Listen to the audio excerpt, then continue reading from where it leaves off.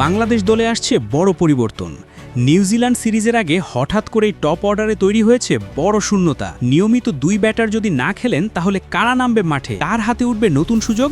তরুণদের জন্য কি খুলছে নতুন দরজা, নাকি ঝুঁকিতে পড়বে দলের পারফরম্যান্স? লিটন, সাইফ নিশ্চিত, কিন্তু বাকি জায়গাগুলোতে কে পাচ্ছে সুযোগ? সোহান, জিসান নাকি শান্ত? একাদশে বড় চমক আসতে যাচ্ছে। নিউজিল্যান্ড সিরিজে কেমন হতে যাচ্ছে বাংলাদেশের একাদশ, চলুন জেনে নেই বিস্তারিত। বাংলাদেশ জাতীয় ক্রিকেট দলে বড় ধরনের পরিবর্তনের আভাস মিলছে, বিশেষ করে ব্যাটিং অর্ডারে। আসন্ন নিউজিল্যান্ড সিরিজকে সামনে রেখে টপ অর্ডারে দেখা যেতে পারে বড় রদবদল। মূল কারণ দলের দুই নিয়মিত ব্যাটার তানজিদ হাসান তামিম এবং পারভেজ হোসেন ইমন পিএসএলে খেলার সুযোগ পেতে পারেন। ধারণা করা হচ্ছে তাদের এই ফ্র্যাঞ্চাইজি লিগে অংশগ্রহণের সুযোগ করে দিতে নিউজিল্যান্ডের বিপক্ষে টি-20 সিরিজে বিশ্রাম দেওয়া হতে পারে। যদি এমনটা হয় তাহলে বাংলাদেশের টপ অর্ডারে তৈরি হবে বড় শূন্যতা। তানজিদ তামিম নিয়মিত ওপেনার হিসেবে দলে গুরুত্বপূর্ণ ভূমিকা পালন করে আসছেন।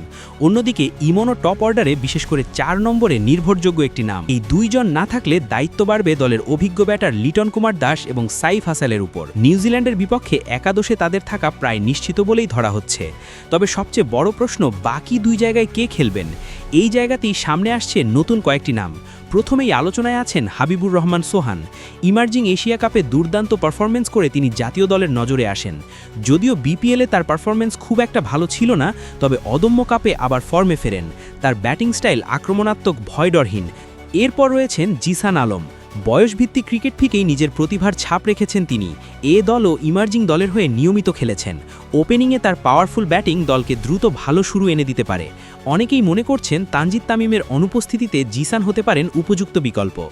আরেকটি নাম বারবার উঠে আসছে নাজমুল হোসেন শান্ত। সাম্প্রতিক সময়ে বিপিএলে ভালো পারফরমেন্স তাকে আবার আলোচনায় এনেছে। অভিজ্ঞতা এবং স্থির ব্যাটিং স্টাইলের কারণে তিনি টপ অর্ডারে ভরসা দিতে পারেন। সব মিলিয়ে বোঝা যাচ্ছে বিসিবি যদি সাহসী সিদ্ধান্ত নিয়ে তানজিদ ও ইমনকে বিশ্রাম দেয় তাহলে নতুনদের জন্য তৈরি হবে বড় সুযোগ। এই সুযোগ কাজে লাগাতে পারলে শুধু দলই উপকৃত হবে না, বরং বাংলাদেশের ক্রিকেটে প্রতিযোগিতা এবং পাইপলাইন আরও শক্তিশালী হবে। এখন দেখার বিষয় টিম ম্যানেজমেন্ট কোন পথে হাঁটে। তারা কি অভিজ্ঞদের ধরে রাখবে নাকি নতুনদের সুযোগ দিয়ে নতুন কিছু তৈরি করার চেষ্টা করবে? একটা বিষয় নিশ্চিত, এই সিরিজে বাংলাদেশের ব্যাটিং অর্ডারে চমক থাকবেই।